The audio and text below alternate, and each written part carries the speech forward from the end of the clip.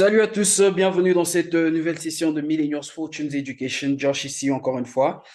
Alors, aujourd'hui mardi, le 27 juin, nous allons littéralement faire une mise à jour de ces paires, ok?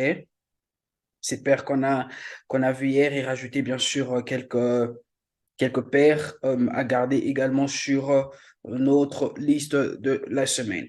Alors, hier, lundi, nous avons pris quasiment quelques positions, entre autres sur Euro CHF, GBP CHF et sur le US Oil. Donc, nous allons jeter un coup d'œil dessus et voir bien sûr ce qui s'est passé. On va commencer avec Euro CHF. Alors, avec Euro CHF, qu'est-ce qui va se passer là? On avait eu ce mouvement haussier, OK? On a eu ce mouvement impulsif haussier et ensuite le prix s'était retracé dans nos zones faibles. Je vais enlever nos zones faibles là. Voilà, le prix s'est retracé dans nos zones faibles, OK? Et du coup, vous allez voir en fait qu'on a eu des réjections là, des rejections qu'on voulait voir, OK? Voilà la rejection qu'on voulait voir là, dans cette zone, OK? Et bien sûr, ça nous a donné une opportunité d'achat. On était rentré dans ce trade et bien sûr, on a eu un profit. Jusque-là, je pensais à peu près 40 pips, à peu près. 30, excusez-moi, 30 pips parce que notre zone d'entrée était là. Voilà, notre zone d'entrée était là et à peu près 30 pips. Donc, on est là. Donc, voilà avec Euro CHF, OK. Il est en profit.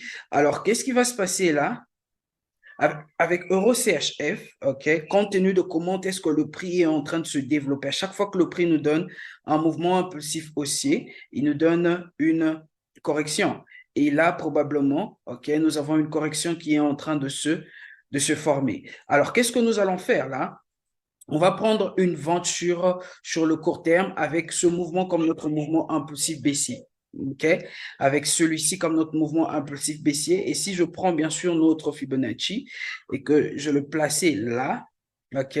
Vous allez remarquer en fait que ce mouvement devient notre retracement. Vous voyez ce mouvement?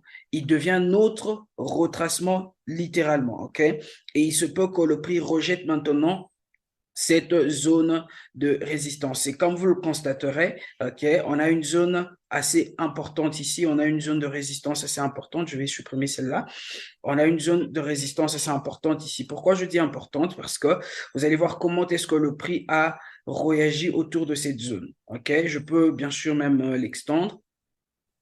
Comme ça, vous allez voir clairement, le prix a rejeté là, le prix a rejeté là, et il est rentré encore une fois dans cette zone, il a rejeté, et vous allez voir qu'on est en train d'avoir, qu'on a eu en fait plusieurs réjections. Et il se peut que lorsque le prix va finir de faire ce qu'il est en train de faire là, il se peut qu'il rejette littéralement et qu'il reparte à la baisse pour nous donner un bas, quasiment, je dirais, parce que nous sommes en train de considérer ce mouvement-là comme notre mouvement impulsif haussier. Donc, notre correction, le bas, il sera un peu plus bas que celui-ci. OK? Il sera un peu plus bas que celui-là. Donc, il se peut que nous ayons quelque chose de comme ça, là. OK? Un mouvement de comme ça. OK? Et ensuite, pour nous donner, bien sûr, une correction complète. OK? Une correction complète avant de repartir à la hausse. OK? Donc, littéralement, nous allons faire quoi? Nous allons bien sûr anticiper une vente sur le court terme. Alors, sur l'achat que nous avons, OK, on va juste être un petit peu cautious et voir si nous aurons des rejections là. Voyons voir comment les prochains candlesticks vont fermer avant, bien sûr, de prendre euh, notre profit, OK? Voilà, avec Euro CHF. Donc, nous allons garder un œil sur Euro CHF et voir qu'est-ce qui sera en train de se passer avec Euro CHF. Ensuite, nous avons GBP CHF, GBP CHF également. Nous avons pris un trade là. Ça nous a donné à peu près 40 pips en profit. Et on a déjà fermé ce trade parce que le prix est allé jusqu'au haut de notre structure et ensuite on a eu des rejections là. OK, on a fermé ce trade. Alors, on attend voir ce que GBP CHF va faire. Pourquoi nous avons pris ce trade sur GBP CHF? OK, très simple. On a eu notre mouvement impulsif haussier. OK, et le prix nous a donné la correction qu'on voulait voir. OK, c'est quoi cette correction? Le prix est allé à la hausse, il est revenu là, il est reparti là, et ensuite il est revenu nous donner un nouveau bas, et il a ensuite, bien sûr, testé notre zone de support. Et vous allez voir qu'on a eu des réjections dans cette zone qui nous indiquaient potentiellement qu'il y avait des acheteurs qui rentreraient en jeu. OK? Raison pour laquelle nous avons pris ce trade, on a eu 40 pips en profit. OK? Et voilà. Alors, qu'est-ce qui va se passer ici? Il se peut que le prix rejette le haut de la structure et qu'il revienne une fois tester cette zone de support. Si le prix revient tester notre zone de support, OK, et nous donne un nouveau bas, nous allons faire quoi? Nous allons prendre un achat. OK? Tout comme à partir de là, OK, le prix, il peut nous donner quelque chose de comme ça. OK? Il peut nous donner quelque chose de comme ça. Si le prix nous donne quelque chose de comme ça, c'est quasiment une correction et nous allons prendre un achat. OK? Donc, voilà, avec GBP CHF, nous garderons GBP CHF à l'œil et voir qu'est-ce qui va se passer avec GBP CHF. Donc, voilà les trois paires, enfin les deux premières paires. Et ensuite, nous avons US Oil. US Oil, on a pris un très bon trade. OK. Alors, qu'est-ce qu'on a vu sur US Oil? On a eu bien sûr notre mouvement impulsif baissier qui est venu là. Excusez-moi. Voilà, notre mouvement baissier qui est là.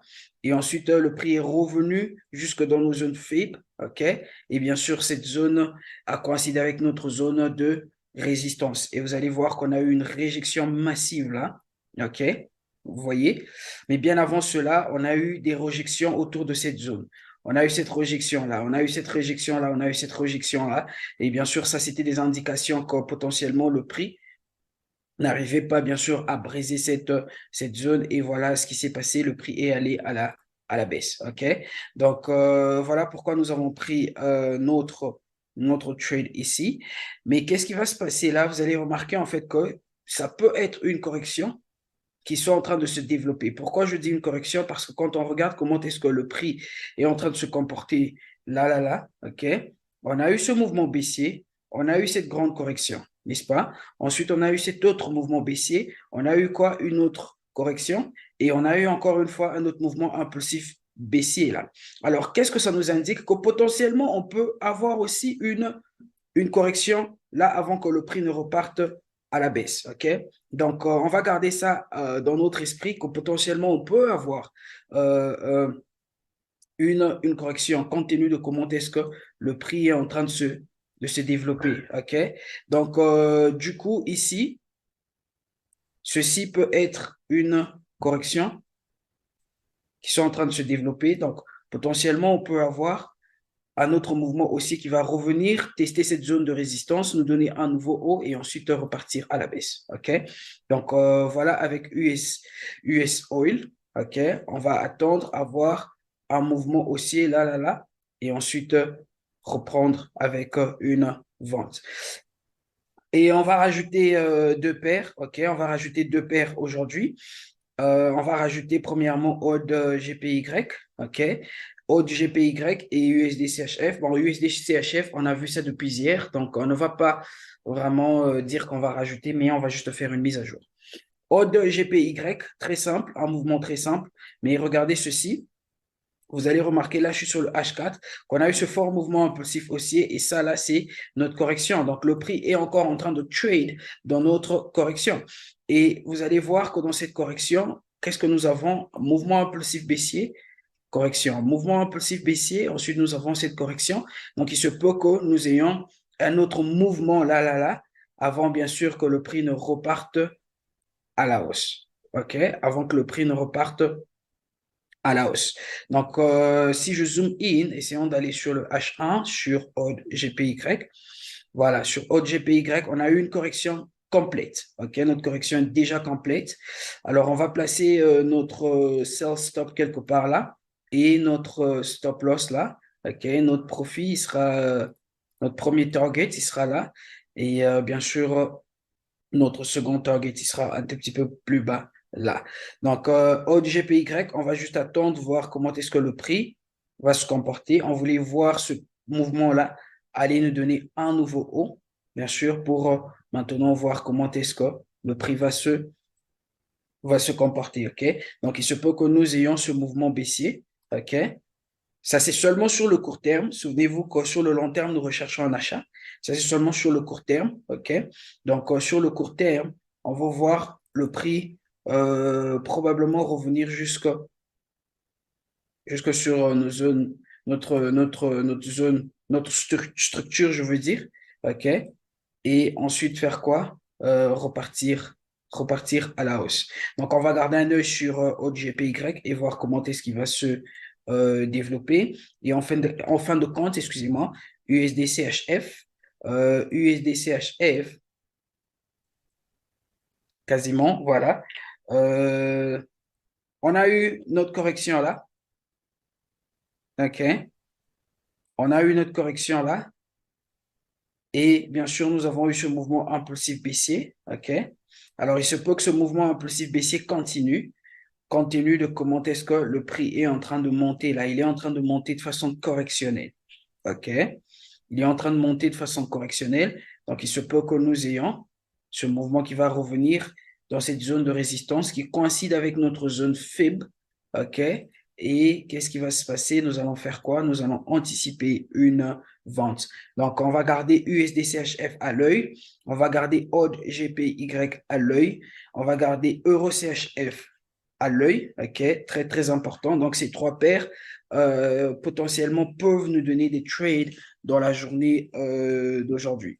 Donc, voilà tout pour aujourd'hui. J'espère bien que ça vous a donné une direction assez claire sur les paires à observer aujourd'hui. OK? Et voilà, et sans oublier que nous avons une promotion, OK, dans Millennials Fortunes. Tous ceux qui veulent faire partie de Millennials Fortunes University, vous avez la chance d'y accéder gratuitement en commentant seulement sur nos vidéos YouTube, OK? Et bien sûr en souscrivant sur cette chaîne. Et souvenez-vous que chaque semaine, deux personnes chanceuses vont gagner un accès gratuit à Millennials Fortunes University. Donc, si vous voulez apprendre avec nous, voilà une chance en or pour vous. Quant à moi, je ne dis merci encore une fois, que Dieu nous bénisse. Je nous donne rendez-vous demain à la même heure et à très bientôt.